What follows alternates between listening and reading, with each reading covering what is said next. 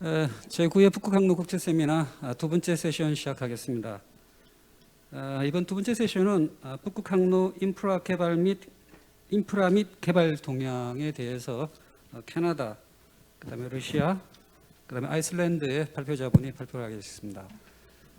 이 두 번째 세션의 좌장은 우리 부산항만공사 박호철 글로벌 사업단장입니다. 단장님께서 주관해 주겠습니다. 박수 야정해 주십시오.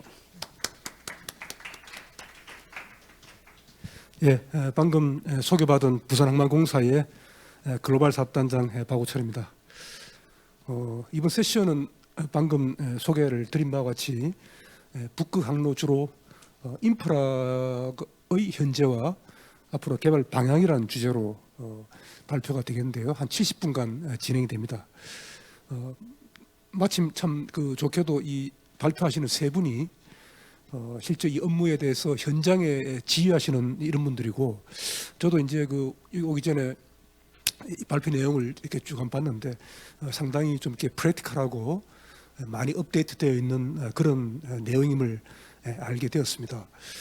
마침 이제 이 북극 항로 이번 포럼의 주제도 이제 북극 항로의 과거, 현재와 미래 이런 타이틀로 이제 진행이 되고 있는데, 오늘 발표하신 내용들은 주로 북극 항로에 있어서의 주로 현재와 미래 이런 관점에서 많은 발표가 있을 것 같습니다.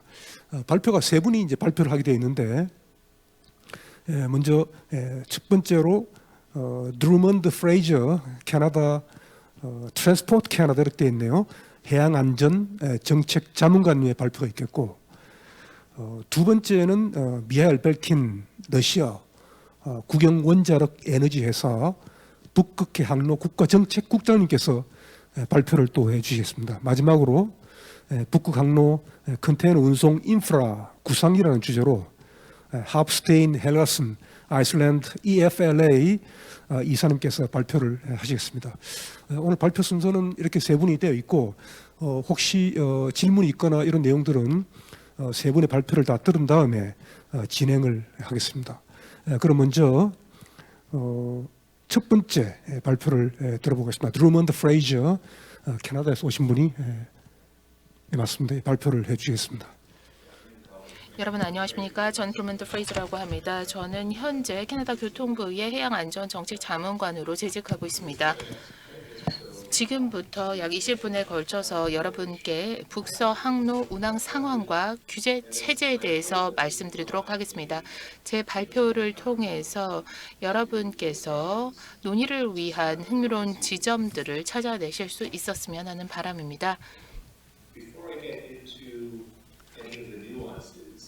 북서 항로 운항 상황이나 규제 체제에 대해서 구체적으로 말씀드리기 전에, 그리고 무엇이 캐나다의 북극 수역을 독특하게 만들어주는가에 대해서 말씀드리기 전에 전체적인 배경 설명을 더 드려야 될 것 같습니다. 캐나다의 북극 수역은 어떤 곳을 의미하는 것일까요?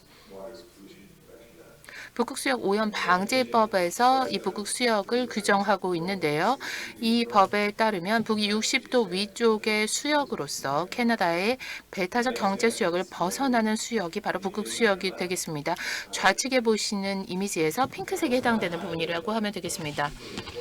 그런데 이렇게 색칠이 되어 있지는 않지만 그만큼이나 중요한 부분은 바로 군도 지역이 되겠습니다.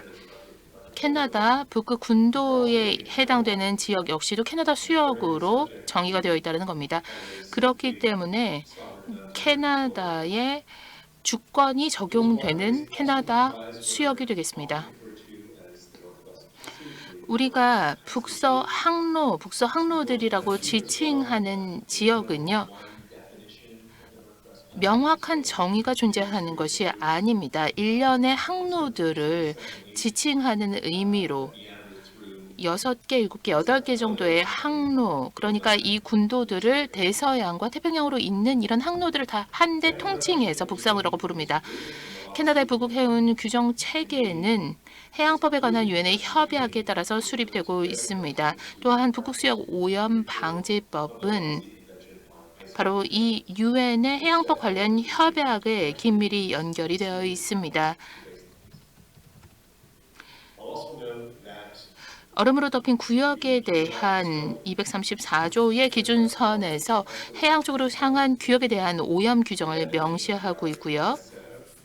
또한 캐나다 상호에 맞춰서 수정된 부분이 일부 있기는 합니다만 폴라 코드를 준용하고 있습니다.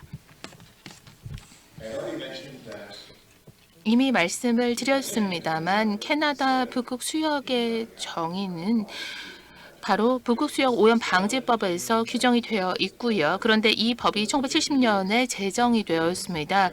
50년 이상의 북극 수역 규제 경험을 비축했다는 의미입니다. 북극 수역은 여러 가지 의미에서 매우 중요하고 독특합니다만 이미 이 북극 수역 오염 방지법에서는 북극 수역이 이누이트에게 얼마나 중요한지 이러한 점을 주제하고 명시하고 있습니다. 뿐만 아니라 해당 수역이 매우 독특한 생태 균형 보존의 필요성을 가지고 있는 지역입니다.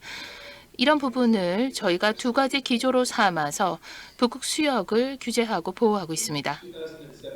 2017년도에 국제 폴라 코드가 적용이 됐습니다. 이때 이렇게 시행이 되면서 캐나다의 북극 해운 규정 체계 역시도 대폭 개정이 됐습니다. 국제적인 협상 내용을 반영하기 위해서 개정 절차를 거치게 된 것인데요.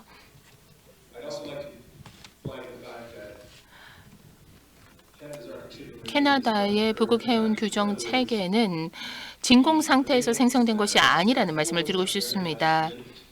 실질적인 경험과 운영 현실, 조업 현실을 반영한 규정 체계라는 말씀을 꼭 드리고 싶습니다.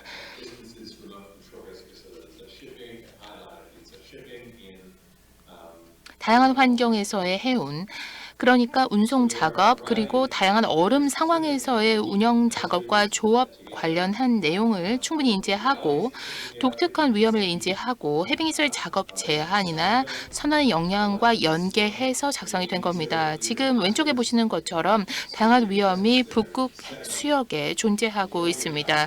이런 부분에 대해서 폴라 코드의 여러 장에서도 명시를 하고 있는데요. 이런 내용들이 저희 규정 체계에 잘 명시가 되어 있습니다. 지금부터 다음 슬라이드에서는 제가 조금 더 구체적으로 몇 가지 규정 체계, 그러니까 북극 수역과 관련된 규정에 대해서 말씀을 드리도록 하겠습니다. 선원들이 주지를 하면서 캐나다 북극 수역에서 조업을 해야 하는 그런 규정들이 되겠습니다. 일련의 조업 방법론들이 여기에 해당이 되겠는데요. 보고 요건도 있고 또 오염 방지 법안이 강화된 내용도 포함이 되겠습니다. 첫 번째, 극지 조업 방법론 중에 하나는 가장 오래된 방법론 중에 하나인데요. 존 데이트 시스템 JDS라고 부르는 것이 되겠습니다. 우측에 있는 이미지 무슨 내용인지 아마 파악하기가 좀 어려우실 것 같습니다. 제가 최선을 다해서 설명해 보도록 하겠습니다. JDS는 어떤 기능을 하느냐? 카나다 북극 수역을 16개의 개별 존으로 나누는 겁니다. 역사적으로 얼음의 상태를 기준으로 해서 이렇게 16개의 개별 존으로 나누는데요. 존 1은 해빙 상태가 역사적으로 가장 혹독한 곳입니다. 조업하기가 가장 어려운 환경인 거죠. 존 16은 해빙 상태가 가장 좋은 곳입니다. 얼음의 편중이 가장 덜한 곳이겠죠.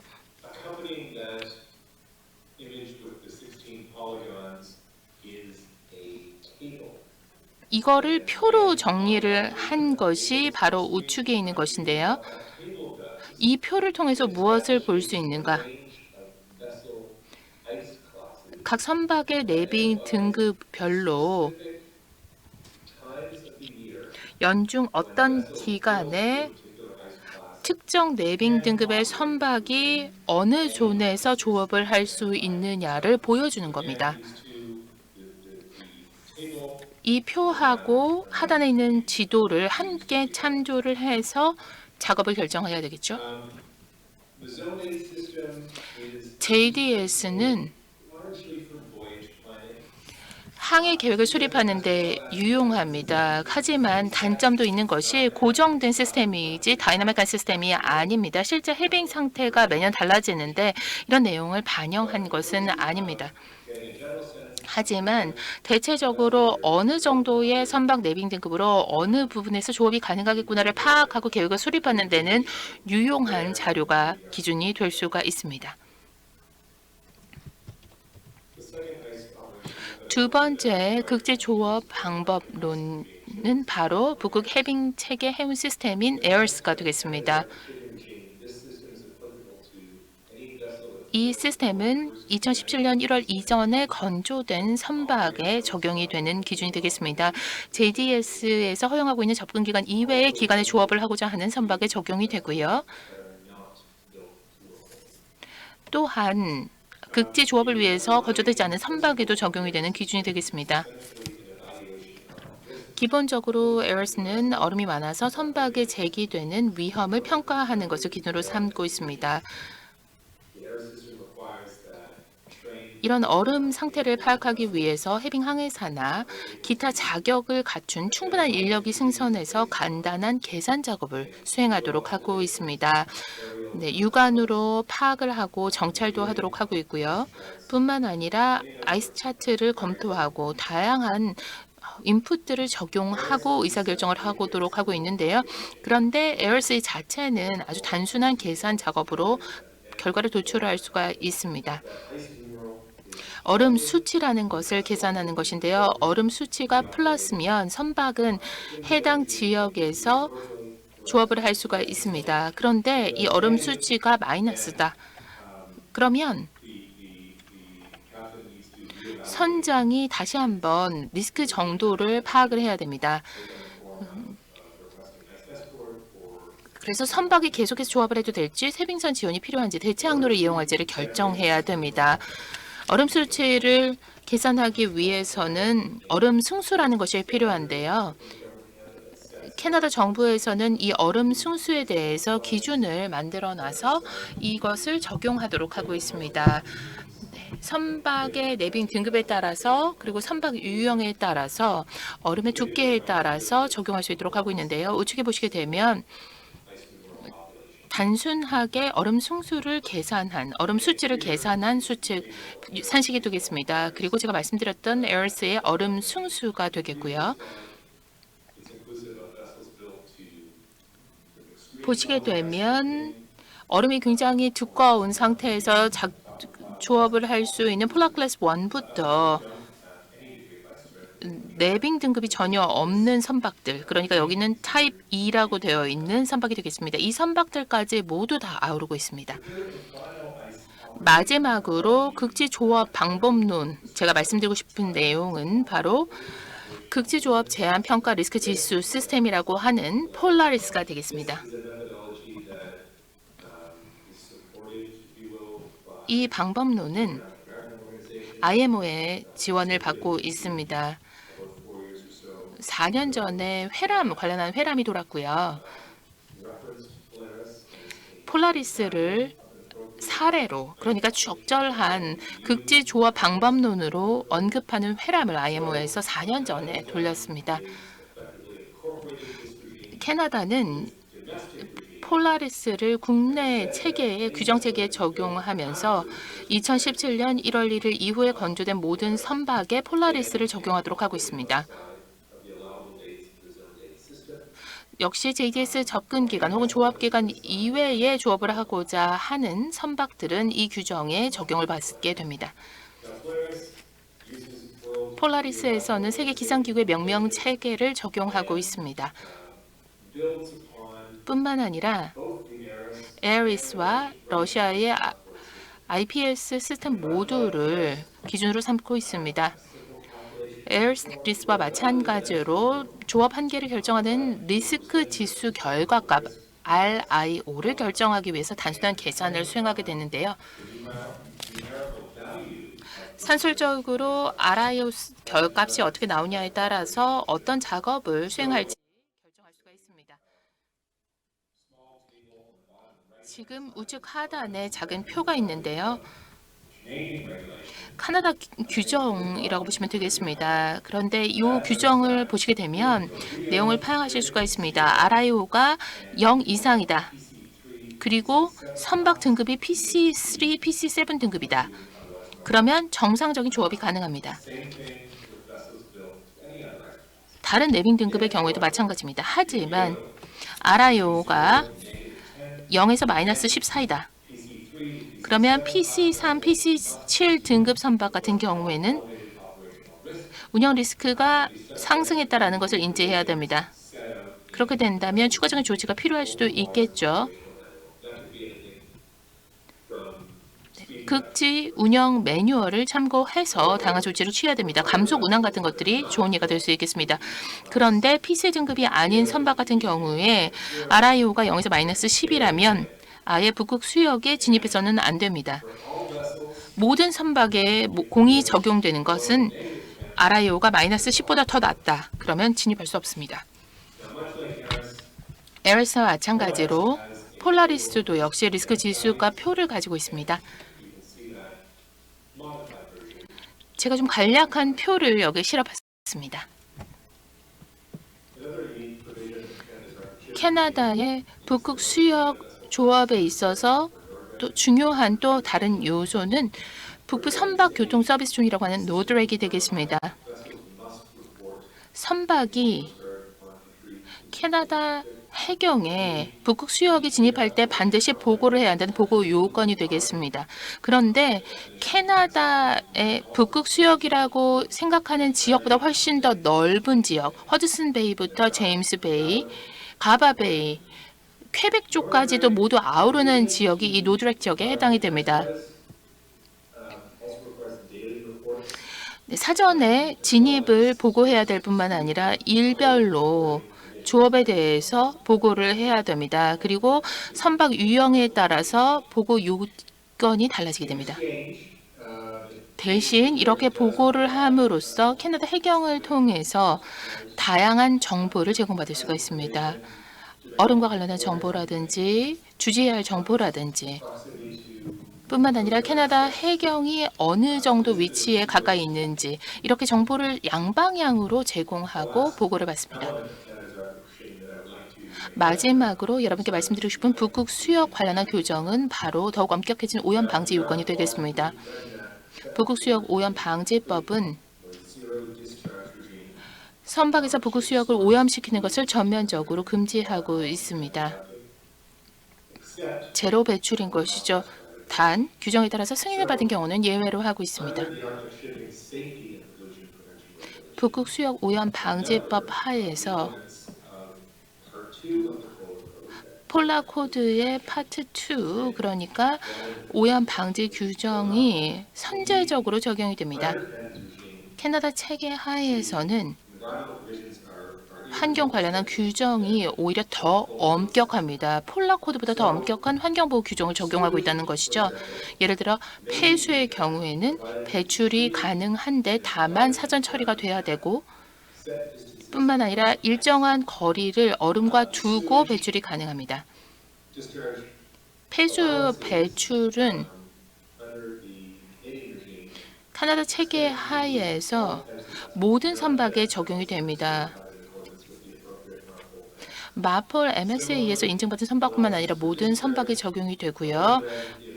뿐만 아니라 폐기물 같은 경우에도 유기성 폐기물인 경우에는 일정 거리를 얼음과 확보한 상태라면 배출이 허용이 됩니다. 역시 모든 선박에 적용이 되고 일정한 선박 유형에만 적용이 되지는 않습니다. 다음으로는 캐나다 해경의 활동에 대해서 이렇게 말씀을 드려야 될 것 같습니다. 또 캐나다 교통부의 역할에 대해서 말씀을 드려야 될 것 같은데요. 지금부터는 특별히 연방정부 소속 부처 중에서도 캐나다의 해안경비대 해경의 역할에 대해서 말씀을 드리고 싶습니다. 제가 캐나다 해경의 대변인은 아닙니다. 대표에서 어떤 말씀도 드릴 수 없는 입장입니다만 캐나다 해경의 역할에 대해서 말씀을 드리지 않으면 너무나 후회스러울 것 같아서 꼭 말씀을 드려야 될 것 같습니다. 네, 쇠빙이라든지 해양통신 및 교통서비스, 항해 지원뿐만 아니라 사고관리, 그러니까 수색 및 구조, 환경 대응 이런 모든 활동들을 캐나다 해경이 수행하고 있습니다. 지난 여름에 북극 운항 기간을 보시게 되면 총 캐나다 북극 쇄빙선이 8척 투입이 됐습니다. 지금 보시게 되면 언제 출발을 해서 언제 귀환을 했는지 보실 수가 있습니다. 그리고 캐나다 북극 수역에 며칠 동안 체류를 했는지 그리고 어떤 프로그램에 참여를 했는지 보실 수가 있습니다. 지금 보시게 되면 출발 일자 그리고 회항 일자, 귀환 일자는 캐나다 북극 운항 기간 하절기를 보이게 되는데요. 보통 6월에서 7월, 10월 중순 정도까지 됩니다만 가장 최근에 북극을 11월 11일에 출발한 경우도 있었습니다.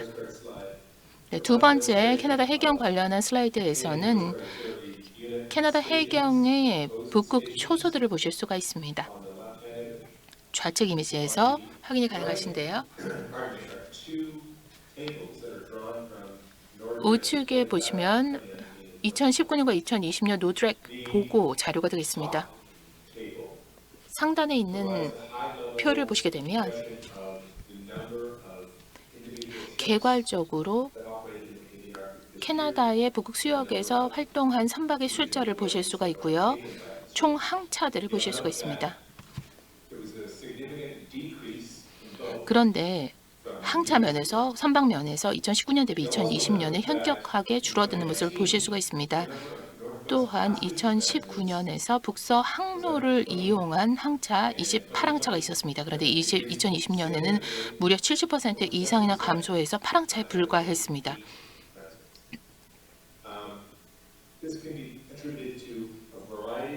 다양한 이유가 존재를 하겠습니다만 특히 캐나다 정부에서는 여객선과 해외 유람선이 캐나다 수역에 진입하는 것을 일제 금지했습니다.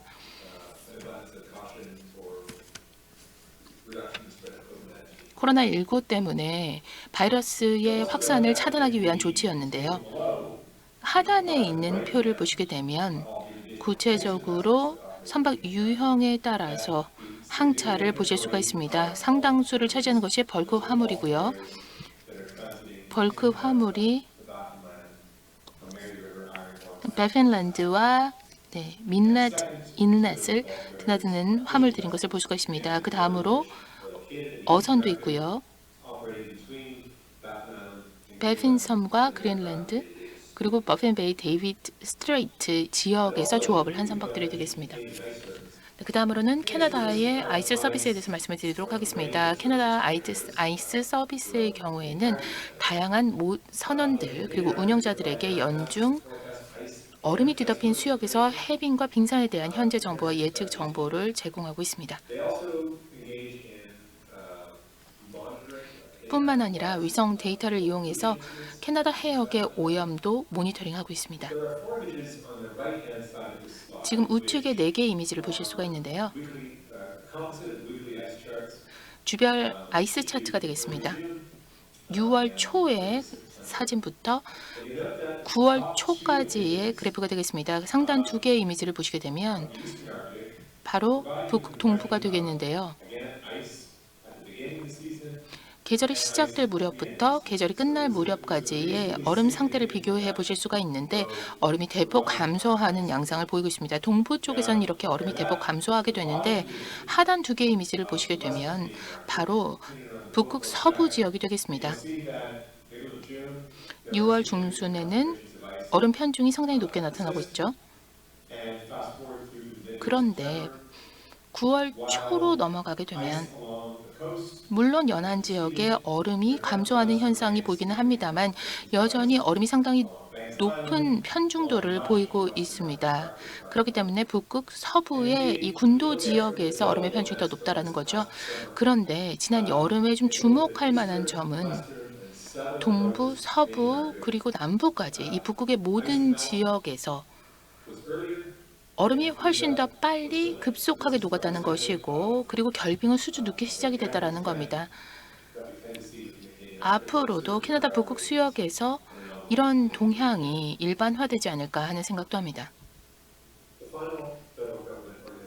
마지막으로 캐나다 정부 기관은 바로 캐나다 수로를 작성하는 캐나다 수로 서비스가 되겠습니다.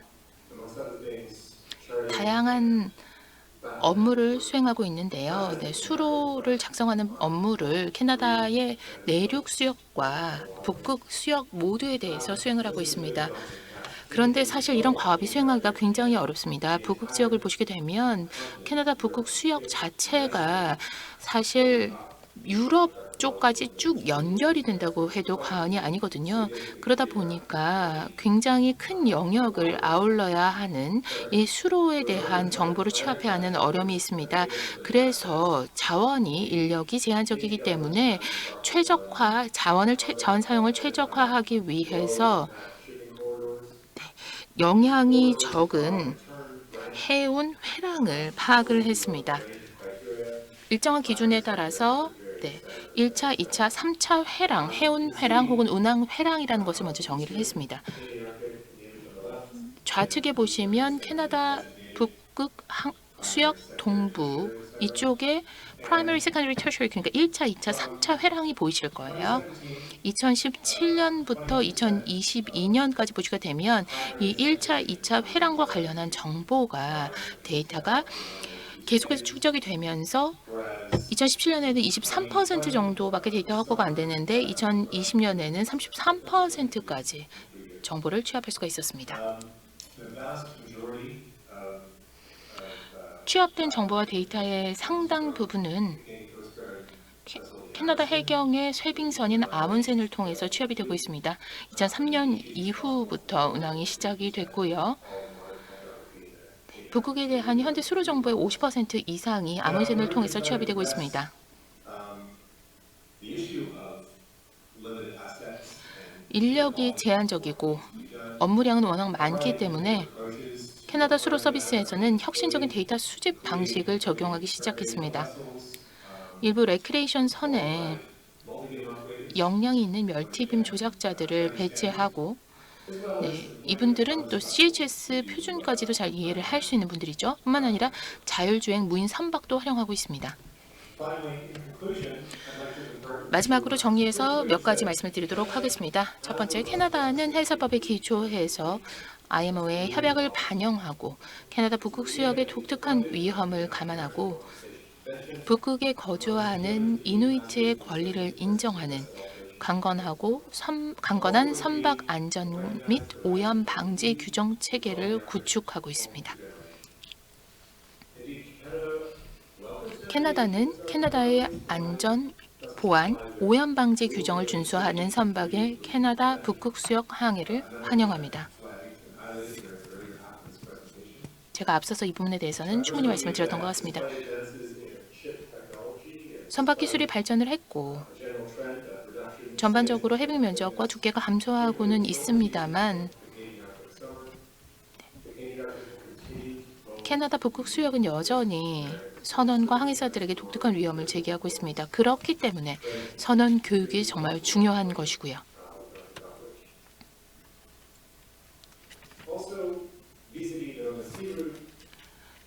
북극 항로 대비 캐나다의 북서 항로 혹은 북극 수역의 활용은 저조한 편입니다. 캐나다 북극 수역은 주로 목적지 항해, 그러니까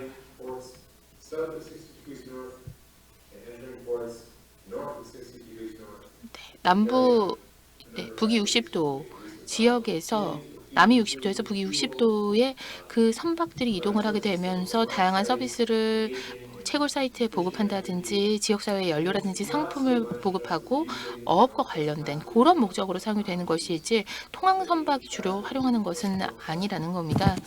대서양과 태평양 간의 최단 항로로서 사용이 되는 것은 아니라는 거죠. 제가 보여드린 통계치를 통해서도 이런 부분은 확인이 가능하실 겁니다. 마지막으로 2020년 북극 운항은 코로나19 때문에 독특한 양상을 보였습니다. 여객선과 해외 유람선의 통항이 일시적으로 금지가 되기도 했고요.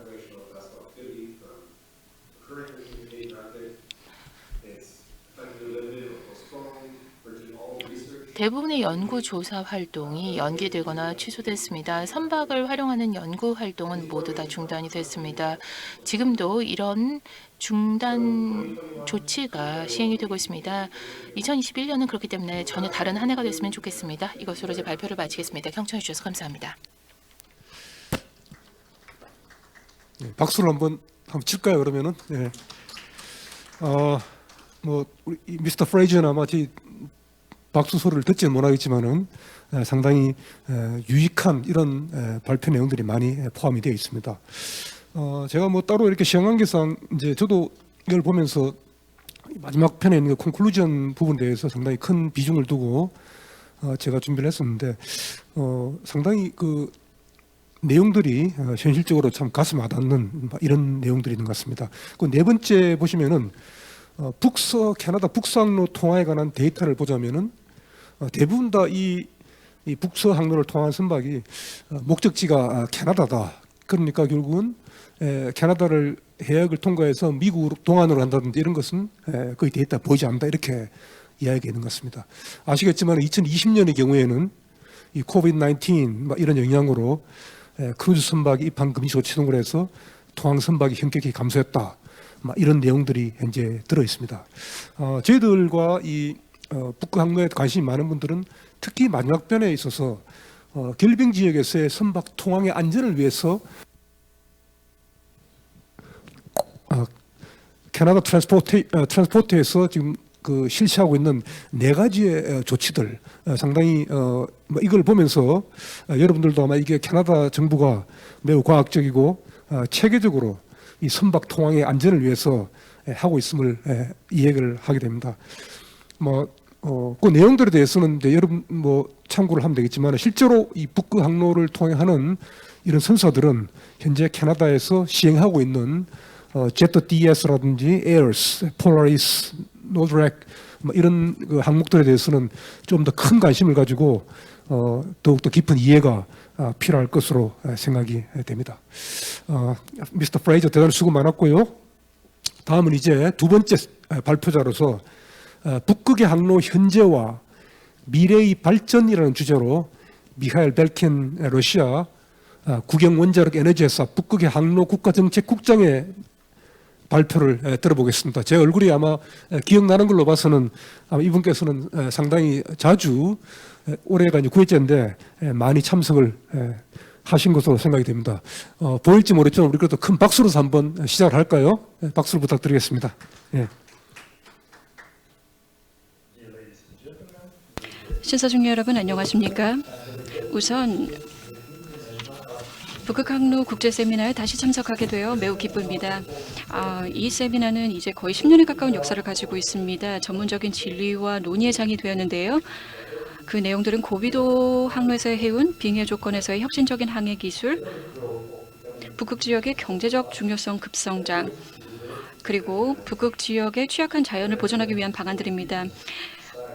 산업계, 과학계, 조선업계 대표자들이 안전하고 안정적인 항해를 위해 북극해 항로의 개발에 대한 각자의 경험을 공유하고 있습니다. 오늘 세미나를 준비해 주신 주최 측에 다시 한번 감사의 말씀드립니다. 코로나19 팬데믹에도 불구하고 세미나를 개최해 주셨는데요. 바라건대 10회를 기념하는 북극해 항로 국제 세미나는 이전과 같이 다 함께 한자리에서 참석할 수 있기를 바랍니다.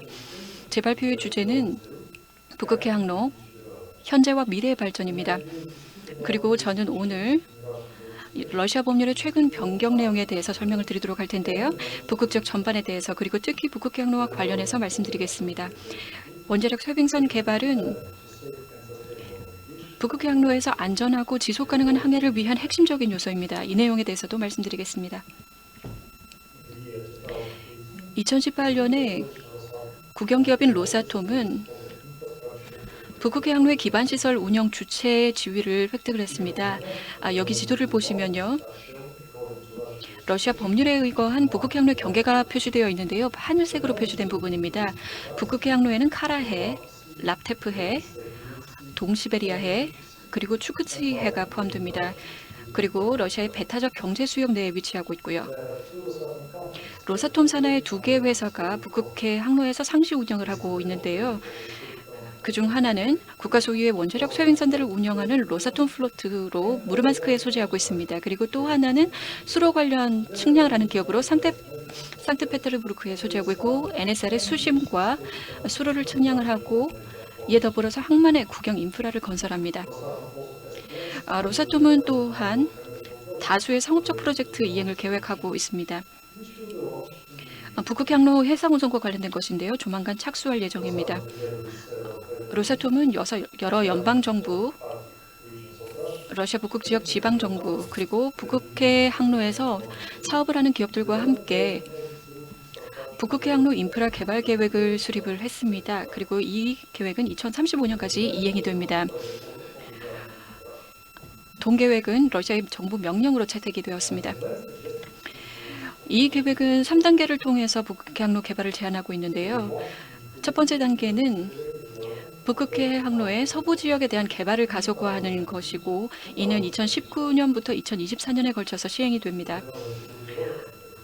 이 단계에서 북극해 항로 개발의 목표는 2018년 5월 7일에 발표된 러시아 연방 대통령령에 명시된 내용들입니다.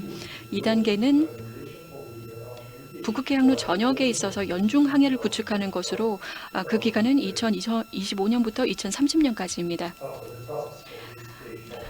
이 단계의 과제들이 2030년까지 완수가 되면 북극해 항로는 연중 운송 체계를 갖추게 될 것이고요. 그리고 운송 서비스를 이용하는 모든 고객들의 기본적인 필요사항들을 제공하게 될 것입니다. 3단계는 NSR을 바탕으로 경쟁력 있는 국제 및 국내 운송 회랑을 구축하는 것으로 이행 기간은 2030년부터 35년까지입니다. 2035년 말이 되면 북극해 항로는 경쟁력 있는 국제 그리고 국내 운송 회랑의 기본 요소가 될 것이고요. 결과적으로 고객들이 운송과 물류 서비스에 있어서 필요로 하는 모든 사항들을 충족할 수 있을 것으로 예상됩니다. 북극해 항로를 통한 국제 통과 운항이 계속해서 증가하고 있다는 점을 좀 말씀드리고 싶습니다. 올해 북극해 항로의 총 통과 운송량은 약 120만 톤입니다. 이는 지난해에 비해 약 2배 이상 증가한 것이고요. 70척 이상의 상업선들이 그중 많은 수가 재화 중량톤 7만 5천 톤 이상으로 대서양에서 태평양으로 그리고 그 반대로 운항하는 데 더 빠른 항로로서 북극해 항로를 이용한 바 있습니다. 이 계획에는 84개의 활동들이 명시가 되어 있고요. 이 활동들은 11개의 섹션 부문으로 나뉩니다. 이 계획을 준비하는 과정에서 저희는 국제 해운 항로 개발에 있어서 중요한 모든 요소들과 이에 또 상응하는 표준들을 반영하기 위해서 굉장히 많은 노력을 기울였습니다.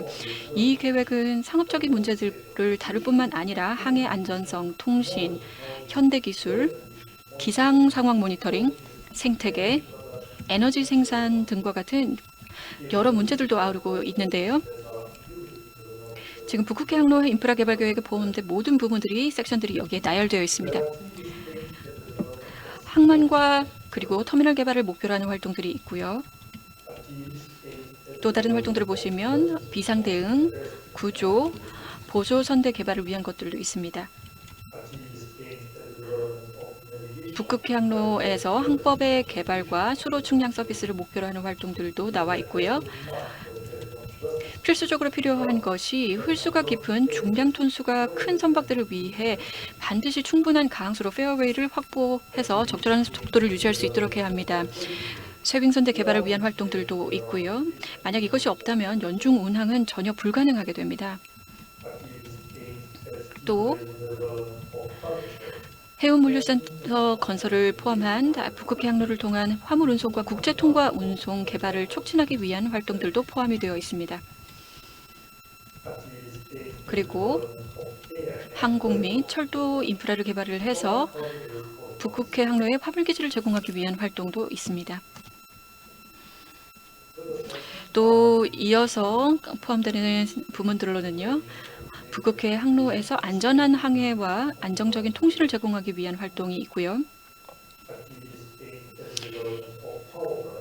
북극해 항로 인프라 개발, 북극해 항로 기반 시설을 지원하는 전력 생산 설비를 개발하는 활동도 있습니다.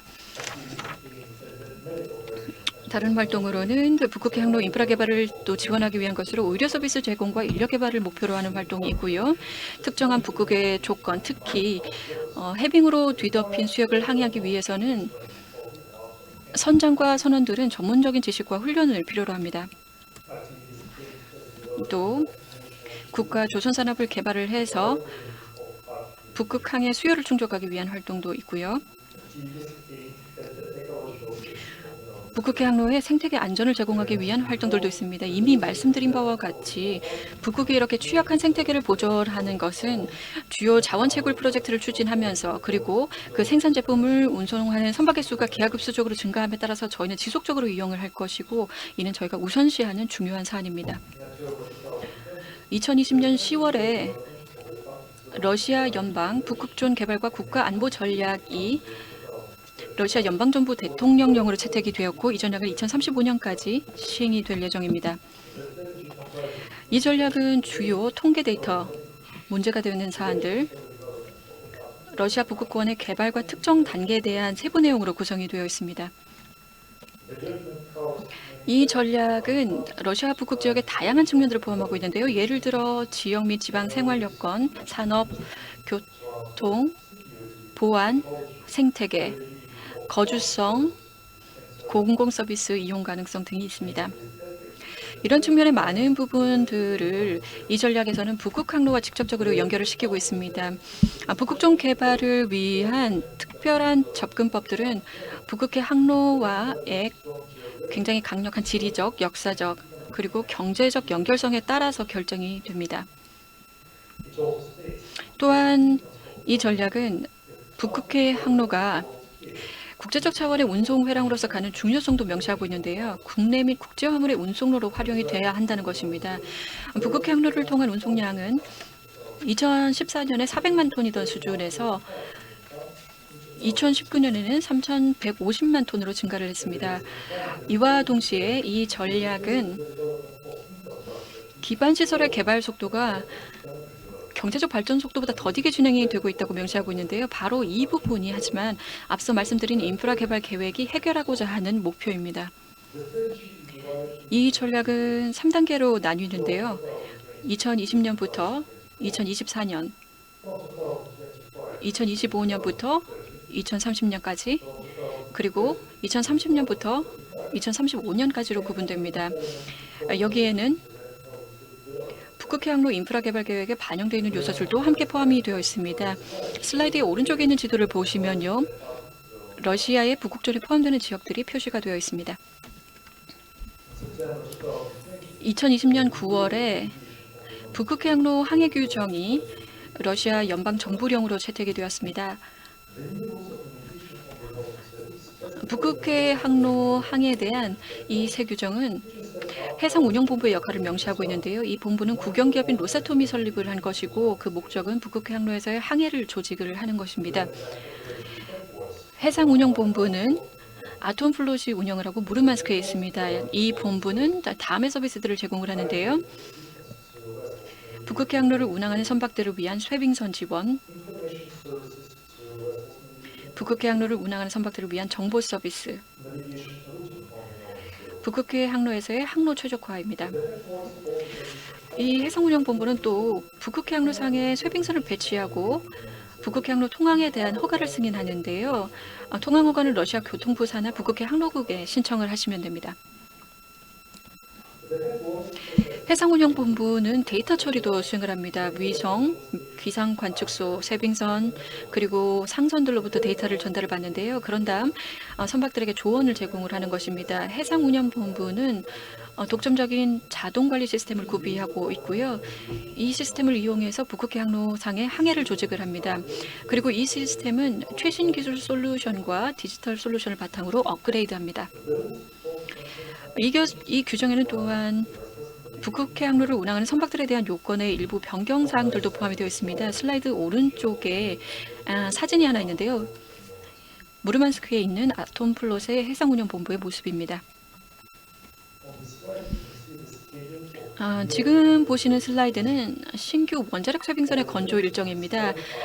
여기 나와 있는 모든 쇄빙선들은 이미 건조가 진행 중인데요. 하나만 예외입니다. 첫 번째, 그 다목적 원자력 쇄빙선인 아르티카입니다.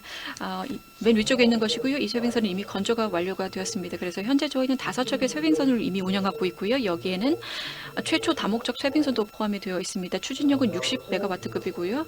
나머지 쇄빙선 4척은 앞으로 순차적으로 도입될 예정이고 마지막 쇄빙선은 2026년에 건조가 될 예정입니다. 이와 동시에 현재 운영되고 있는 쇄빙선들은 점차 대체될 예정인데요. 그 이유는 원자력 리소스가 고갈되었기 때문입니다. 예외인 쇄빙선은 한 척 있는데요. 2007년에 건조되었고 선용이 비교적 오래되지 않았기 때문에 이 선박은 예외입니다. 잠시 다시 말씀드리자면 이배 쇄빙선들을 다목적이라고 부르는 이유는 그 워킹 드라프트 흘수를 변경을 할 수가 있고 수심이 깊은 수역뿐만 아니라 얕은 수역에서도 운항할 수 있기 때문입니다. 2027년에 최초로 리더급 원자력 쇄빙선이 건조될 예정인데요. 이 원자력 쇄빙선은 지금까지 건조된 쇄빙선들 중에서도 가장 강력하고 또 추진력은 120메가와트급이며 쇄빙력은 4m에 달합니다. 이 리더형 쇄빙선은 북극 해양로의 동부 지역에 투입될 예정이고 이 지역은 전통적으로 카라의 서부 지역보다 쇄빙 조건이 훨씬 더 까다로운 것으로 알려져 있습니다. 이 쇄빙선은 다목적 쇄빙선들과 함께 북극해 항로 동부 지역에서 안정적인 항해를 연중 보장할 수 있도록 할 예정입니다. 북극해 항로에서 365일 내내 항해가 가능해지는 것입니다. 2027년이 되면 로사톰은 7척의 원자력 추진 쇄빙선을 운영하게 될 예정입니다. 앞서 말씀드린 바와 같이 첫 번째 다목적 원자력 쇄빙선 아티카는 5척 중 하나로 올해 10월 21일에 무르만스크에서 인도가 되었습니다. 화면에 보시는 사진은 이 쇄빙선이 실제로 운영 중인 모습입니다. 이 쇄빙선은 현재 북극해 항로에서 운영이 되고 있고 이미 여러 척의 화물선들을 지원한 바 있습니다. 몇 가지 중요한 특징들이 있는데요. 이 쇄빙선에는요, 이전 세대 쇄빙선들과 차별화되는 것들입니다. 우선 이 쇄빙선은 지금까지 운영된 쇄빙선들 중 가장 강력합니다. 추진력이 60메가와트에 달합니다. 이 파라미터는 쇄빙선이 통과할 수 있는 해빙의 두께를 결정하는 굉장히 중요한 항목입니다. 이 경우에는 3m인데요. 이전 세대의 원자력 쇄빙선들의 쇄빙력은 그 한계가 2.3m였습니다. 신속하게 훌수를 최대 3m까지 변경할 수 있는 능력을 더블 드래프트라고 부르는데요. 이 기능 덕분에 굉장히 육중한 빙해 조건에서도 운항이 가능합니다. 이런 지역에서는 힘이 더 많이 필요하고요. 그리고 수심이 낮은 지역, 예를 들면 예니세이 강에서도 운항이 가능합니다. 이전에 아톰플롯은 쇄빙선 4척 중에 2척만 수심이 낮은 수역에 배치할 수 있었는데요. 그리고 동일한 추진력으로 헤비하이즈 조건에서 운항을 했었습니다. 이제 다목적 쇄빙선들은 이 모든 종류의 조건에서 임무를 수행할 수 있게 될 것입니다. 그리고 이 쇄빙선들은 이전 세대의 쇄빙선에 비해서 승선 선원수가 절반으로 줄어듭니다. 그 이유는 운영상 많은 부분들이 자동화되었기 때문입니다. 네, 제가 오늘 발표에서 말씀드리고 했던 내용들은 여기까지고요. 발표를 마치기 전에 다시 한번 본 세미나의 주최 측에 감사의 말씀을 드립니다. 특히 대한민국 한국해양수산부 그리고 영산대학교에 감사의 말씀드립니다. 더불어서 모든 참석자분들께도 경청해 주신 것과 그리고 북극해양로에 관심을 가져주신 데 감사드리고요. 지난 몇 년 동안 저희는 이 북극해양로에서 많은 변화를 목격을 했습니다. 하지만 이것은 그냥 시작에 불과합니다. 만약에 질문이나 아니면 의견이 있으시면 슬라이드에 나와 있는 연락처로 연락 주시면 되고요. 다시 뵐 수 있을 때까지 안녕히 계시길 바랍니다. 감사합니다. 예, 벨킨 국장님께서 NSR의 개발 계획을 단계별로 잘 소개를 해주셨습니다. 여기서는 인프라스트럭처라는 이런 말을 많이 하셨는데 인프라스트럭처가 포함하고 있는 그러한 인프라스트럭처는 제가 한번 정리를 해보니까 NSR 지역에 있는 항만이라든지 뭐 이런 것을 포함하고 있고요. 그 다음에 이제 그 조난을 당했을 때에 선박을 군환하기 위한 레스큐 플리트, 그러니까 이 구조 선단을 완비하는 거. 그 다음에 이제 디스트리뷰션 센터를 이 지역에 짓겠다. 이런 구상을 가지고 있고요. 마지막에 이제 아이스 브레이킹 선박의 투입, 한 4가지 정도가 여기서 의미하는 인프라스트럭처로 여러분들이 이해를 해 주시면 될 것 같습니다. 단계별로 이제 한 3단계에 걸쳐서 이분이 개발 계획을 설명을 했죠. 1단계가 이제 2024년까지인데 지속적으로 NSR을 개발을 추진하겠다 되어 있고요. 2단계가 보시면은 이제 2025년부터 2030년까지인데 연중 통항이 가능하도록 모든 인프라를 완성하겠다. 이런 계획을 발표를 했습니다. 이제 3단계로 들어서게 되면은 2030년에서 2035년까지가 이제 해당이 되는데요. 국가 간 운송 체계에서 경쟁력 있는 물류 루트를 개발해서 운송 수요에 대응하겠다. 이렇게 3단계 아주 야심만만한 이런 개발 계획을 소개를 해 주셨고요. 또 이제 핵 추진 쇄빙선의 운항 계획에 대해서 6척의 쇄빙선에 대한 투입 계획을 설명을 주겠습니다.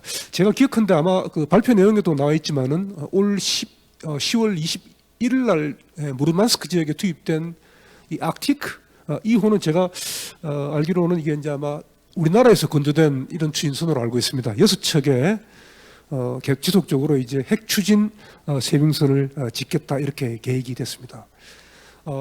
실제 이 북극 항로에 여러분들도 아마 저와 비슷한 생각을 가지고 있을 수가 있을 겁니다. 도대체 그러면 북극 항로가 언제 안전하고 상업적으로도 서스테이너블한 이런 시기가 언제 올 것인가?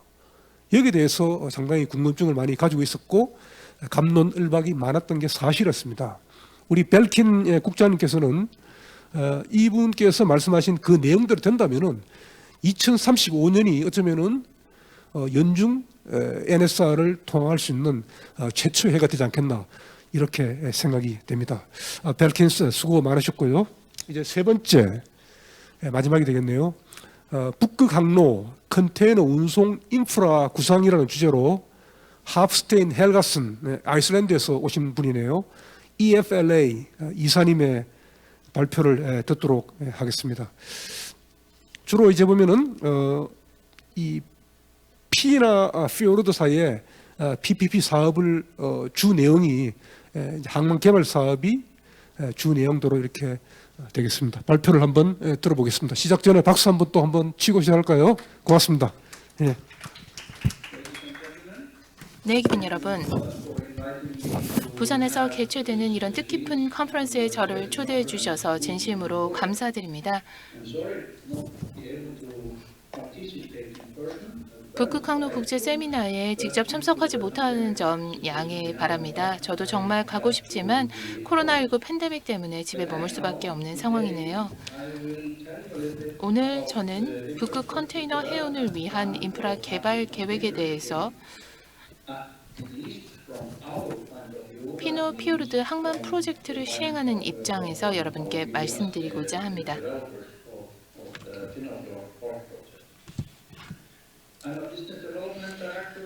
저는 사업 개발 및 R&D 담당 이사이자 컨설팅 엔지니어로도 활동하고 있습니다. 역사는 과학에 입각해 예측하고 행동을 계획하는 것이 최상의 방안이라는 것을 보여줍니다.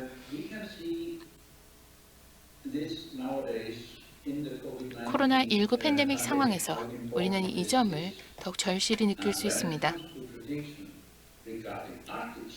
예측이라는 것이 북극 해운과 인프라 투자 측면에서도 정말 중요한데요. 동일한 접근 방식이 필요하다는 의미입니다. 북극에서 일어나고 있는 변화를 예의주시하고 이를 이해하기 위해 최선을 다해야 합니다. 이런 변화를 직접 겪어야 합니다. 그곳에 머물면서 이러한 변화를 피부로 직접 느껴야 합니다. 그렇기 때문에 현지인들, 현지 정부, 현지 건축 설계 인력이 프로젝트에 참여하도록 해야만 성공을 거둘 수 있습니다. 독일 모자이크 탐사대가 지난 겨울 동안 북극에서 머물렀는데요. 독일 쇠빙선 폴라스탠드가 동절기 북극과 가까운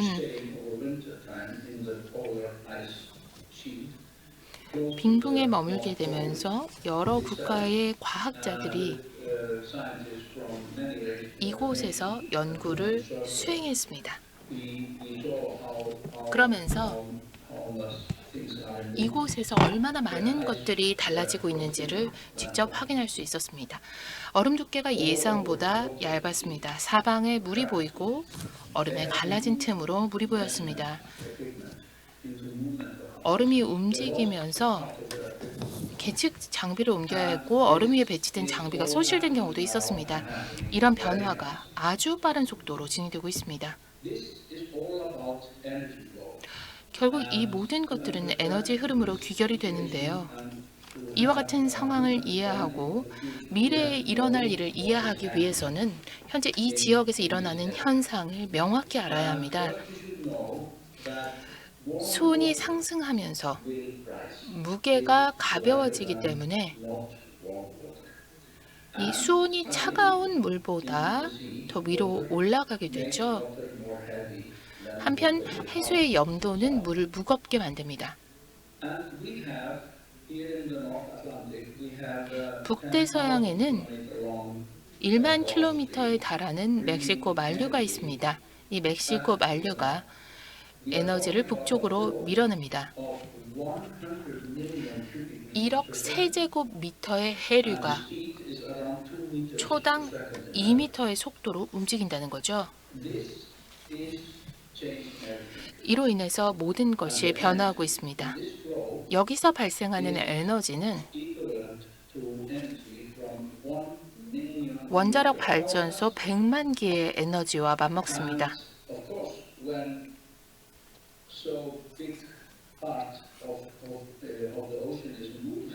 대양의 큰 부분이 북쪽으로 움직이면 당연히 무언가 남쪽으로 내려와야겠죠. 바로 심해에서 한류가 북에서 남으로 이동하게 됩니다.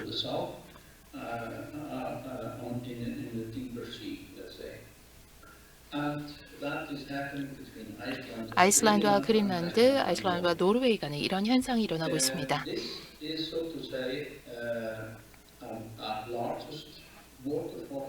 지구 최대의 폭포라고 불러도 과언이 아니겠습니다. 폭 50km, 깊이 40km짜리 만류가 뜨겁고 따뜻한 바닷물을 북으로 끌고 가는 겁니다. 기계처럼 말이죠. 그런데 여름이 되면 대기 기온이 상승합니다. 이에 따라서 바닷물도 따뜻해지고요. 그럼 그 아래에 있는 얼음은 표면의 얼음보다 훨씬 더 빠른 속도로 녹기 시작합니다. 공기가 따뜻하기 때문이죠. 또 여름이면 극지방에서 동에서 서로 바람이 붑니다. 이에 따라 해류가 북극 지역의 얼음을 감싸고 돌게 되는데요. 그렇게 되면 이 얼음은 사실 가장 나이가 많은 소위 단연빙이 되겠는데요. 주로 그린란드의 북동쪽과 캐나다 북동쪽에 쌓여 있습니다. 극지방의 빙붕과 그린란드의 빙하가 녹으면서 해수 염도는 떨어지게 됩니다. 이에 따라 해수 밀도도 감소하겠죠. 이렇게 되면 멕시코 만류의 움직임이 더뎌지고 심지어 멈추게 될 수도 있습니다. 그런데 기후 변화가 이런 영향을 보상해주는 역할을 합니다. 이에 대해서는 추가적인 계측이 필요하긴 하겠지만 이로 인해 손이 상승하는 시점이 생각보다 더디게 올 수도 있습니다. 하지만 만일 멕시코 만류가 정말 멈추게 된다면 혹은 속도가 느려진다면 얼음이 녹기 시작하겠죠. 극지방 얼음 밑으로 수심이 얼마나 되는지 아세요? 이 지도에서 보실 수가 있는데요. 그린란드의 북동 지역을 둘러싸고 좁은 회랑이 형성이 되어 있는데 이 좁은 회랑이 북대서양의 중앙 지역과 북극을 연결합니다. 이 회랑을 따라 한류가 남쪽으로 흐르게 됩니다. 만약 북극의 하절기의 여름이 완전히 사라지게 된다면 얼음이 하나도 없는 개빈기가 생겨나게 될 것이고 그 기간이 앞으로 더 길어져서 최장 6개월의 개빈기를 매년 맞이하게 될 겁니다. 동절기에도 얼음 두께가 확연히 얇아질 것이고 더더욱 얇아질 겁니다. 북극에서 얼음이 완전히 사라지게 된다면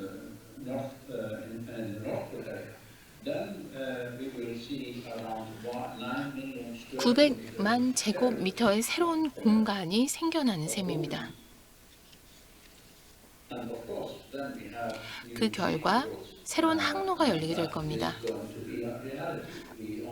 종국에는 그렇게 될 테고요. 다만 지금은 그 시점은 아직 알 수가 없는 겁니다. 그런데 만약 그런 상황이 벌어지게 된다면 인프라가 필요하겠죠. 항만 건설, 비행기 이착륙장, 도로, 발전소 건설이 필요할 겁니다.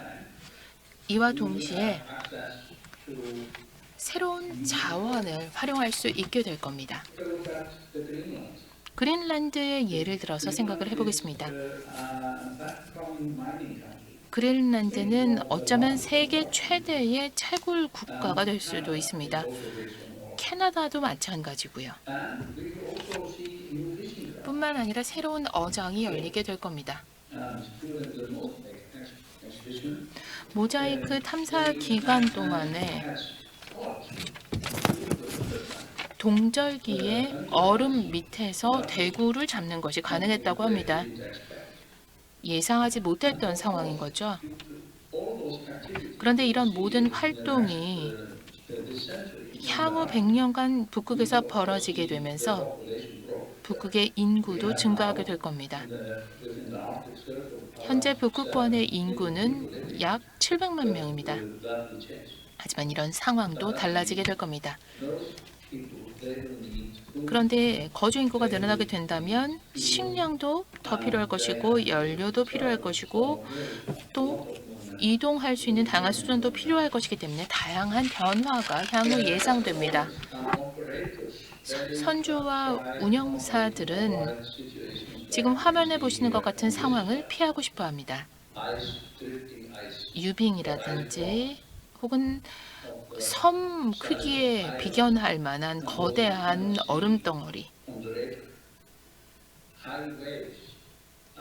높은 파도와 거친 바다, 풍속, 높은 풍속, 혹한, 저온, 안개, 이런 모든 요인들이 항해를 굉장히 힘들게 만듭니다. 그런데 북극에서 동절기에 얼음이 없는 지역을 항해하는 게 안개 때문에 그리고 이따금씩 나타나는 얼음 덩어리 때문에 더 힘들 수도 있어요. 얼음이 얇은 상태를 항해하는 것보다요. 정말 항해가 힘든 환경이죠. 동시에 투자자들은 지금 화면에서 보시는 것 같은 이런 상황을 피하고 싶어 할 겁니다. 저지대가 부족하다든지, 저지대가 부족하면 비행기 착륙장 만들 수가 없죠. 만년설이 있다든지 가파른 돌산이라든지 뭐 이런 산들이 있어도 괜찮지만 저지대가 부족한 상황은 정말 싫을 겁니다. 그리고 동절기 내내 밤만 계속되는 상황도 원치 않을 겁니다. 모기가 많은 환경도 원치 않을 거고요. 또한 교육 수준이 낮은 곳에서는 프로젝트 시작하기 어렵습니다. 또 사회적 문제가 많은 지역에서는 투자가 제대로 이루어지기 어렵습니다. 인프라가 부족한 경우도 마찬가지가 되겠습니다. 이런 경우 투자를 하면 결과를 보기가 굉장히 어렵기 때문에 이런 지역에서는 프로젝트를 시작하기 힘들고, 그렇다 보니까 대서양 남쪽보다는 북쪽에서 투자도 프로젝트를 시작할 때 돈도 훨씬 더 많이 듭니다. 지금부터는 저희가 아이슬란드 북동부의 저희 프로젝트 사이트를 보여드리도록 하겠습니다. 피나피오르트가 되겠습니다. 지금 빨간색 원으로 표시된 것처럼 45km 길이 반도의 남부에 위치해 있는데요. 이 반도가 북쪽에서 부는 바람과 파도로부터 피오르트를 보호하고 있습니다. 또 여기 빙하도 보실 수가 있는데 유럽 최대 빙하가 되겠습니다. 그런데 아이슬란드를 둘러싸고 있는 이 지역 모두 다 연중 얼음이 없습니다. 이 사진은 2014년 비행기에서 촬영한 사진이 되겠습니다. 연중 얼음이 없고요. 저지대에 눈도 거의 내리지 않습니다. 저희가 이곳에서 풍속 측정소를 굉장히 오랜 기간 동안 운영해 왔는데요. 네, 해안에서 풍속을 계속해서 측정하고 있고요. 이 연안 지역을 보시게 되면 바람의 움직임이 명확할 뿐만 아니라 기후도 온화합니다. 연평균 기온이 뉴욕의 맨하탄 연평균 기온보다 더 높습니다.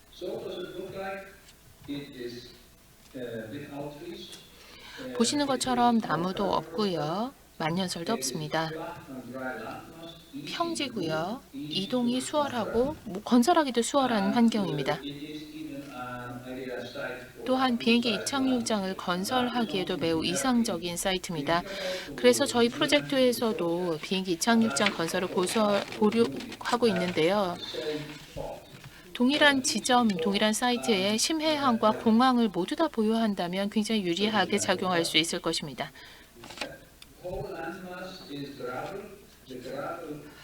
저희가 시범적으로 굴삭을 한번 해봤습니다.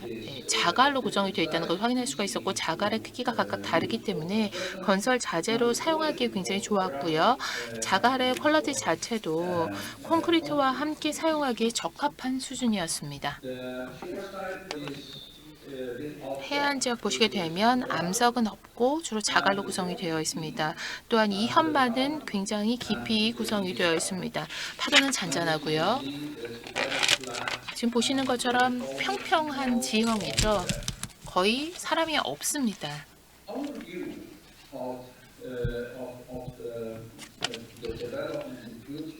향후 저희가 개발을 하면서 견지하는 관점은 다음과 같습니다. 다목적 선박이 북극 항로를 통해서 북대서양에서 더 많은 컨테이너들을 수송하게 될 것으로 예상이 되고요.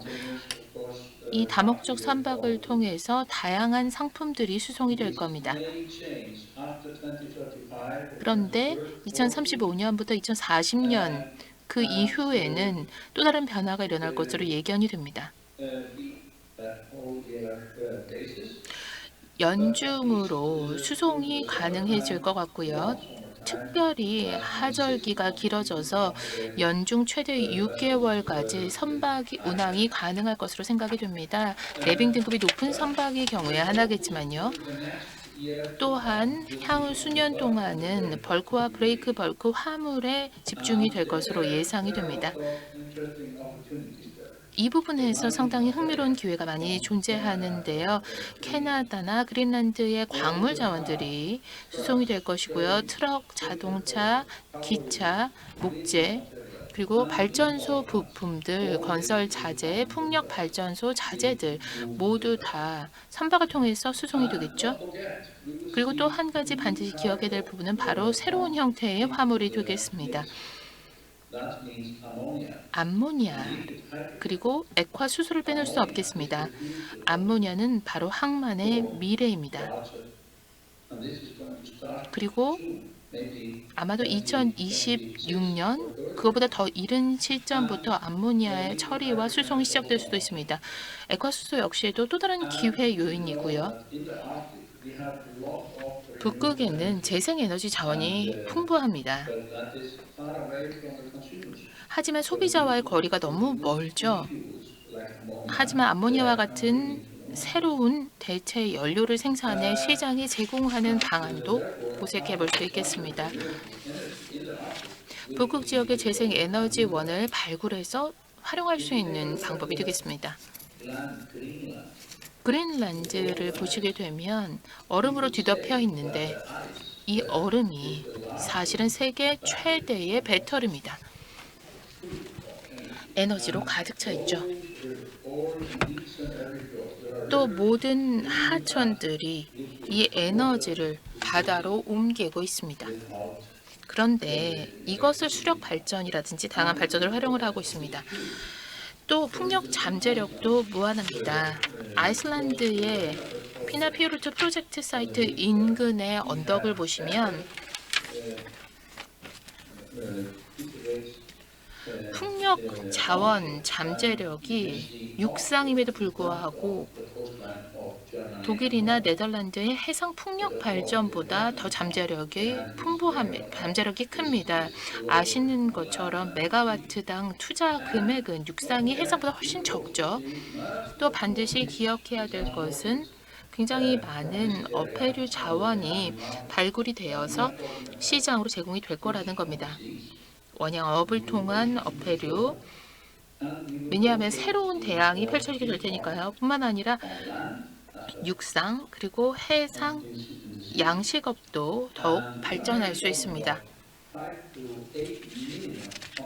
매년 500만에서 800만 톤 이상이 10년 내에 생산될 수도 있습니다.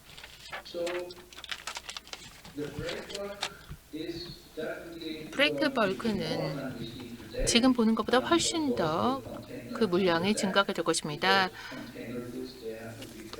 물론 컨테이너 상품을 한파에서 보여야 되니까 컨테이너를 사용하는 형태가 되겠죠. 뿐만 아니라 광물, 철광석도 수송이 될 것입니다. 뿐만 아니라 특수선, 지금 좌측 하단에 보시는 것 같은 특수 수송선도 활용이 될 겁니다. 굉장히 커다란 노란색 철광 구조물을 싣고 있는데요. 바로 양식장에서 사용하게 되는 케이지가 되겠습니다. 코스코의 특수 수송선이 노르웨이로 수송을 하고 있는 모습이고요.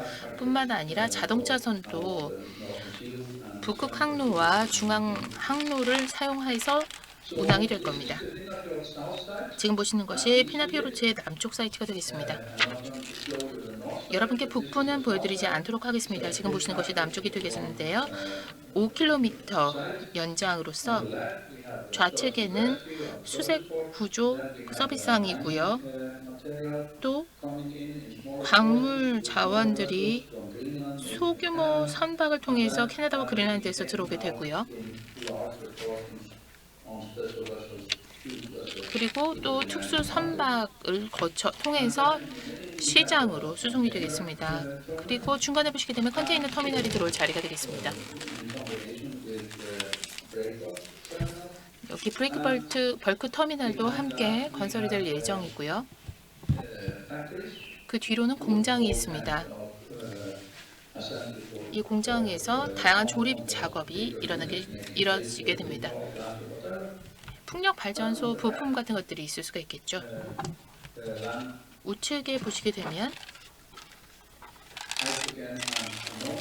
수소와 암모니아를 생산하기 위한 사이트가 가장 우측에 있습니다.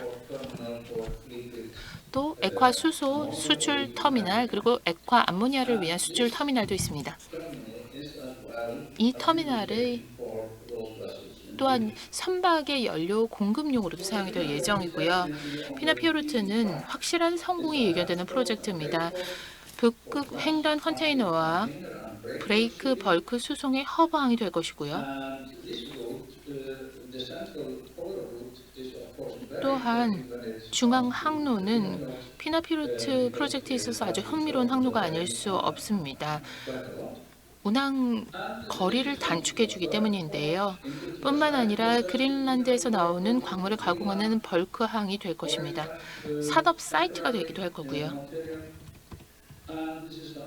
뿐만 아니라 북극 수색 구조 기지항의 역할을 하게 될 것이고 서비스항의 역할을 하게 될 것입니다. 100% 재생에너지로 가동되어 미래의 연료를 확보하고 인류를 보호하는 매력적인 산업지구로 부상할 수 있습니다.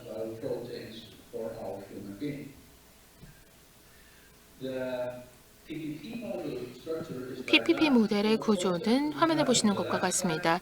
좌측에 보시면 두 개의 지자체에서 본 프로젝트에 참여를 하고 있고요. 피나피오르트 항만공사 100% 지분을 보유하고 있고요. 네, 지주, 이 땅을 보유하고 있는 농업 종사자들이 있습니다. 이 지역에 실제 거주를 하고 있고요. 이 토지를 임대하는 형태로 프로젝트가 진행됩니다. 항만공사의 땅을 임대하는 것이죠.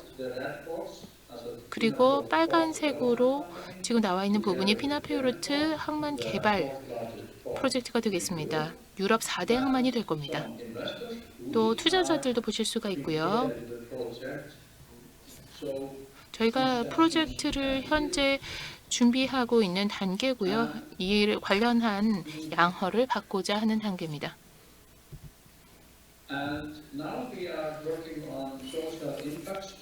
현재는 프레임워크, 그러니까 기본 계획을 수립하고 환경 영향 평가를 하고 사회적 영향 평가를 하고 있고 기본적인 설계 가이드라인을 작성하는 단계가 있습니다.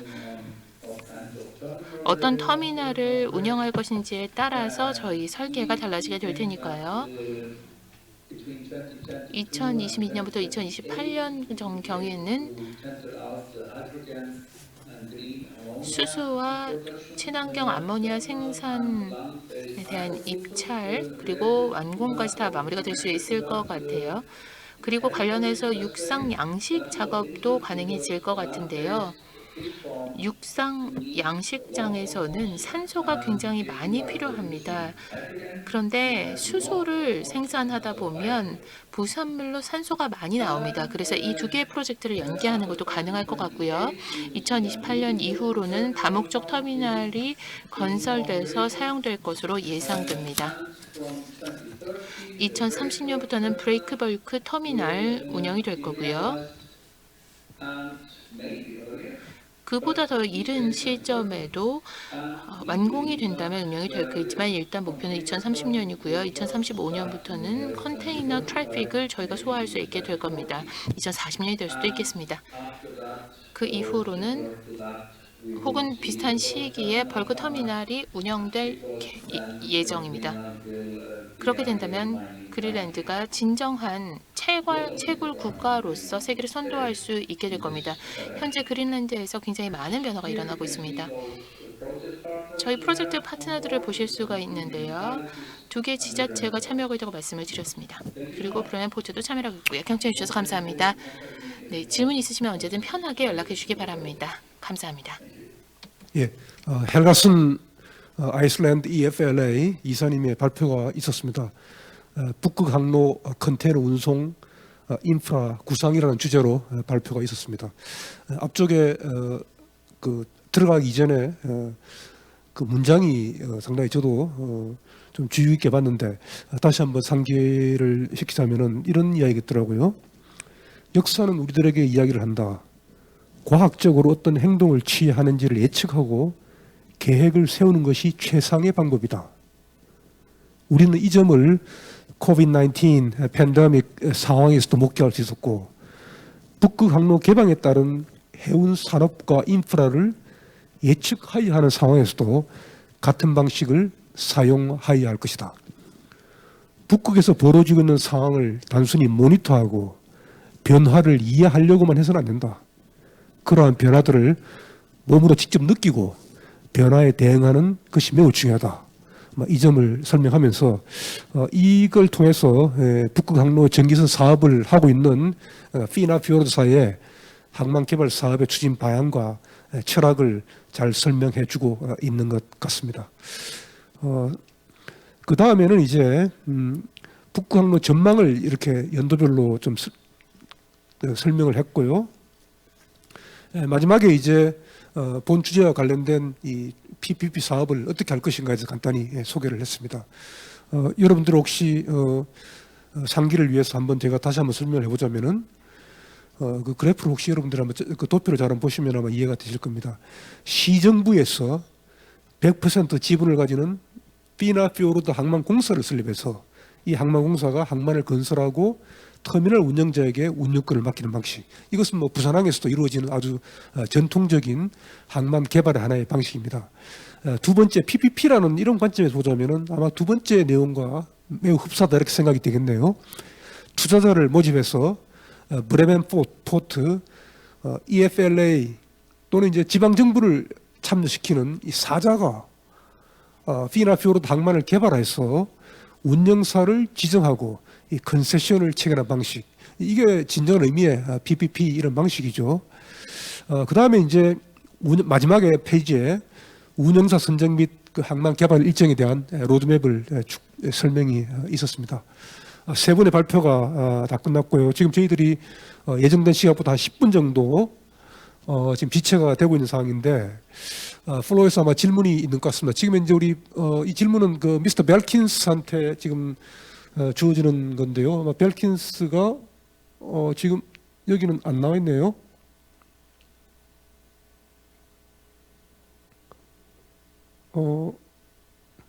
오케이. 제일 하단부 미카엘 벨킨스. Mr. Belkins, can you hear us? Can you hear me? If you hear me, please raise your hand anyway. Okay. 예. 벨킨스 씨한테 질문을 제가 이제 한국어로 하면 아마 통역이 될 것 같습니다.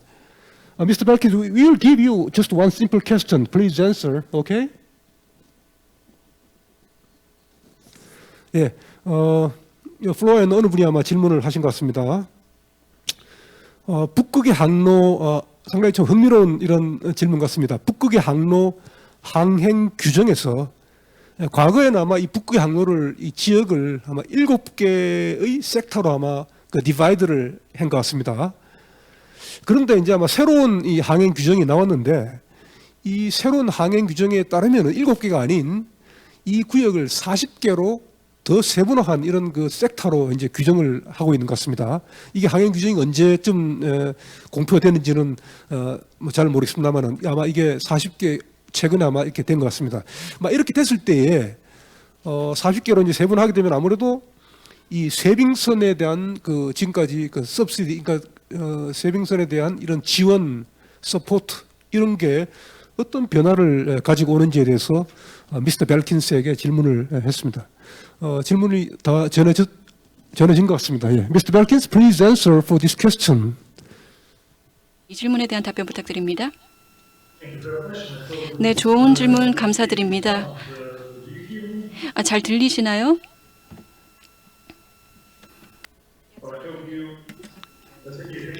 네, 감사합니다. 네, 굉장히 좋은 질문인데요. 이 규정은 보다 나은 상세한 내용들을 제공하기 위한 것입니다. 북극의 항로상에서의 운항에 대한 보다 자세한 내용을 제공하기 위해서 개정이 된 것이고요. 그리고 저희는 변경을 하지는 않았습니다. 지금 로서텀이라든지 이런 정부 차원에 있어서 기존에 가지고 있던 기조가 그렇게 많이 변화되지는 않았습니다. 그리고 또 저희가 변화하지 않은 부분은, 변경하지 않은 부분은 그 관련된 사항들이 통항 허가 신청 절차는 변경되지 않았습니다. 그 이유는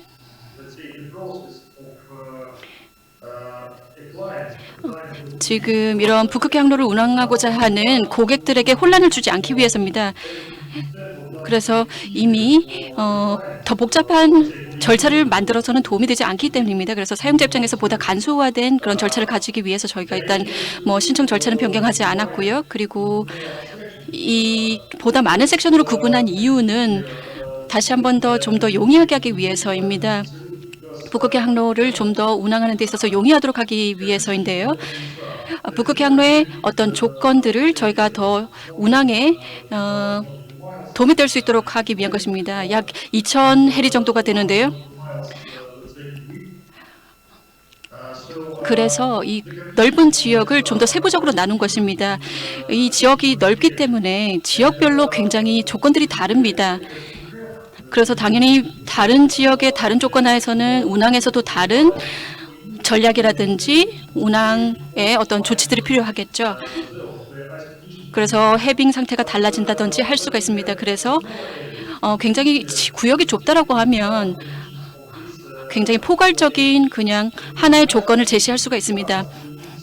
뭐 예를 들어서 해빙이라든지 온도라든지 그리고 기상이라든지 이런 부분들이 굉장히 뭐 좁은 지역에서는 크게 달라지지 않기 때문입니다. 하지만 지금 북극해 항로는 굉장히 넓은 지역이기 때문에 그래서 저희가 좀 더 세분화해서 지금 그 운항하는 선박들에게 도움이 될 수 있도록 세부적인 내용들을 저희가 담은 것입니다. 그것이 개정이고요. 그리고 두 번째로 저희 입장에서 보면 로사톰 입장에서 보면 저희는 쇄빙선 지원을 계속해서 하고 있습니다. 그래서 북극해 항로를 운항할 선박들의 운항을 지원하기 위한 것이죠, 당연히. 그래서 이런 절차들, 아까도 말씀드렸다시피 이런 뭐 쇄빙선 지원 절차라든지 아니면 통항 절차라든지 이런 부분 저희가 더 복잡하게 만들기 위해서 이렇게 40개 이상의 섹터로 나눈 것이 아닙니다. 더 용이하게 하기 위해서. 오늘 하신 분께서는 이 미스터 벨킨스의 답변을 다 들으셨습니까? 저도 이게 다 그 풀리 캐치업이 안 됐는데 오케이. 지금 아마 전달이 다 된 것 같습니다. 이게 지금 아마 혹시 뭐 다른 분한테 좀 질문을 또 하고 싶은 그런 분이 계신가요?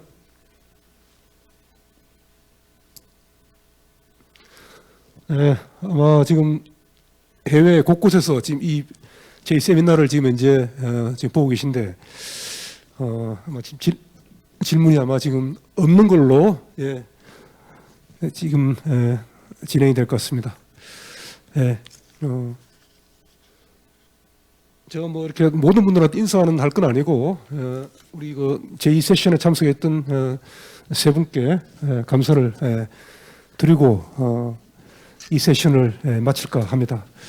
다만 제가 저도 그 북극항로를 항로를 이렇게 세미나를 참석하면서 간혹 그 많은 것을 좀 느끼고 이렇게 했습니다. 제 개인적인 이 생각은 우리가 이 북극항로를 보면서 이게 어쩌면은 우리가 마치 장밋빛 환상만을 보는 것이 아닌가 이렇게 좀 돌아보게 됩니다. 이 북극항로의 완전한 개방이 주는 그런 의미는 사실 현재 인류의 가장 중요한 어젠다 중에 하나인 이 기후 변화를 전제를 하고 있습니다. 이 변화는 뭐 단지 기후뿐만 아니고 우리 인류의 아주 선량한 일상생활에도 매우 큰 부정적인 이런 영향을 있기 때문에 굉장히 중요한 이슈들이 생각을 되고 있습니다. 혹시나 이게 마치 우리 옛날에 동화에 보는 그런 그 신데렐라인가요? 이 마법 사과 같은 그런 아주 우려 속에서 잉태된 이런 탐스러운 과실 이런 점에 드는 생각이 저고 왠지 잘 모르겠습니다. 하지만 우리가 북극항로의 이런 그 상업적 활용 가능성에 대해서는 지속적으로 연구를 해야 될 것입니다. 우리는 이제 좀 더 나아가서 보면은 무엇을 택할 것인가? 상업성에 대한 거기에 많이 그 주목을 할 것인가? 아니면 환경 파괴 이 점에 대해서 어쩌면은 둘 중에 하나를 선택을 강요받는 이런 날도 있을 수가 있습니다. 하지만 우리 인류는 이 두 문제를 아주 합목적적이고 현명하게 해결할 수 있는 지혜를 가지고 실제로 가장 효율적인 해결 방법을 찾을 걸로 이렇게 생각이 됩니다. 오늘 웹을 예? 여기서 질문이 미스터 아키아로 오케이. 이 있습니다. 프레이저 씨께 드리는 질문인데요. 네, 그리고 세 분의 연사분들께 모두 공의 질문을 드리고 싶습니다. 제가 드리고 싶은 질문은요. 네, 현재 인구의 역할입니다. 발표에서 언급을 하셨던 부분이기도 한데요. 원주민의 권리를 고려해야 한다고 말씀하셨습니다.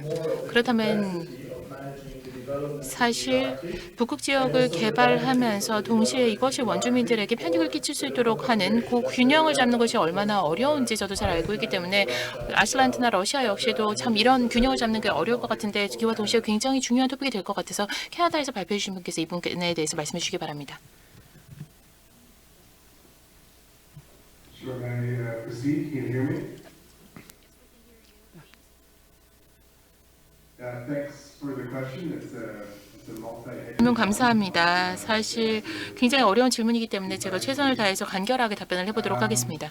At the end of the day, the regulation. 궁극적으로는 해운에 대한 규정을 하는 목적이 사실 연방 정부에서 규정을 하고 규제를 하긴 하는데요. 제가 발표에서도 말씀을 드렸던 것처럼 연방 정부에서 이렇게 북극 수역에 대한 규정을 하면서 캐나다 수역과 특별히 캐나다 영토의 북부에 있는 이누이트의 권리를 저희가 주재하고 보호하고자 하고 있습니다. 공동 관리라는 개념에 대해서 캐나다 정부는 굉장히 중요하게 생각하고 있습니다. 특별히 이누이트들이 적극적으로 참여할 수 있도록 하고 있고요. 의사 결정에 반드시 참여할 수 있도록 하고 있습니다. 어디서 해운 활동이 이루어져야 할 것인지에 대한 의사 결정뿐만 아니라 부정적인 영향이 해운으로부터 어떻게 발생을 하게 될 것이고 이런 부분을 어떻게 대처할 것인지 이런 부분에 대해서 이누이트들이 의사 결정에 반드시 참여하도록 하고 있습니다. 특별히 북서 항로 관련해서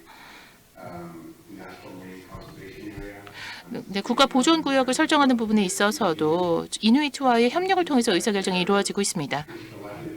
전통적인 삶의 방식을 유지할 수 있도록 하고 또 해빙이라든지 물이라든지 이런 부분들은 식량 안보에 있어서 너무나 중요한 부분이기 때문에 해운 활동을 통해서 이런 부분에 차질이 발생하지 않도록 현지 주민들이 자신들의 식량 안보를 유지해 나가는 데 위협이 되지 않도록 의사결정에 적극적으로 참여하도록 하고 있습니다.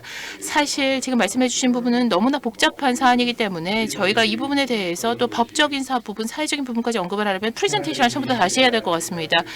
사실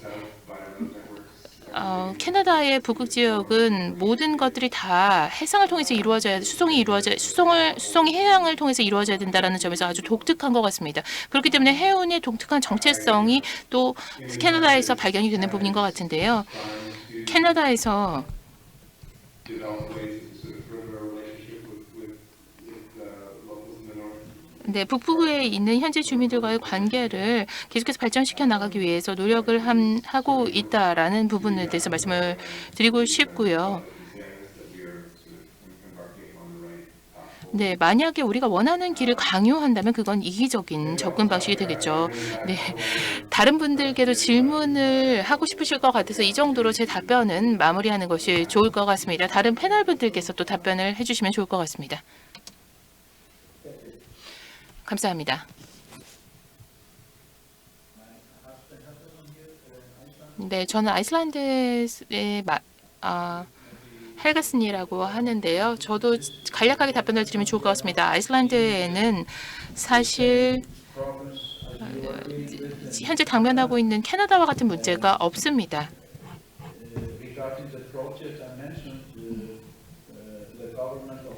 아이슬란드 정부는 저희 프로젝트를 전폭적으로 지원하고 있고요. 지지하고 있고요. 뿐만 아니라 두 개의 지자체가 참여하고 있다고 말씀을 드렸는데요. 아이슬란드 연안의 모든 토지는 개인 소유입니다. 그런데 중앙에 있는 고지대만 정부 소유의 토지입니다. 이 토지의 소유자들은 이런 프로젝트에 참여할 수 있다는 걸 굉장히 기쁘게 생각하고 있고요. 주지하셔야 될 것이 피오르트 양측에 두 개의 어촌이 있습니다. 그런데 사실 거기서 이루어지는 모든 작업이 굉장히 단조롭습니다. 그러다 보니까 새로운 일자리, 새로운 영역의 일자리를 창출해야 되는 상황이에요. 단순히 어업 활동만 하기 때문에 많은 청년층들이 고향으로 돌아오지를 않는다는 겁니다. 일자리가 너무나 단순하고 어업밖에 없기 때문에 그렇기 때문에 새로운 기회가 창출된다는 것에 굉장히 기뻐하고 있습니다. 이와 동시에 저희뿐만 아니라 지자체 그리고 아이슬란드 정부 모두 환경적인 영향에 대해서는 우려를 금치 못하고 있습니다. 그렇기 때문에 환경 관련한 규정을 만들었습니다. 모든 선박들이 아이슬란드의 전력망에 연결되도록 해야 한다. 항만에 있을 때는 아이슬란드 전력망을 통해서 전력을 공급받아야 한다라는 부분을 명시하고 있고요.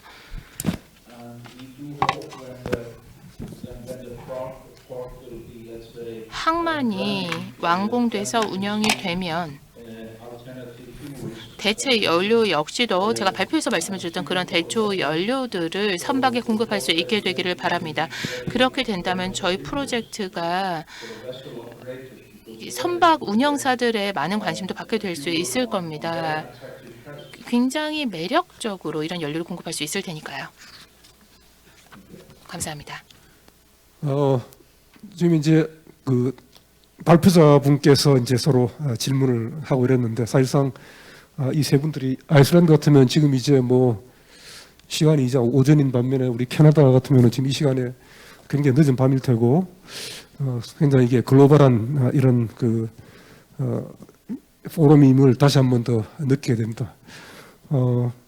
이제 아마 시간이 저희들이 한 20분 늦게 지금 끝나고 있는데 이것으로서 제2 세션을 마치도록 하겠습니다. Thank you everybody for your energetic participants for this conference. Thank you very much again. Thank you. 수고했습니다. 예. 예, 그리고 이 세션 마치겠습니다.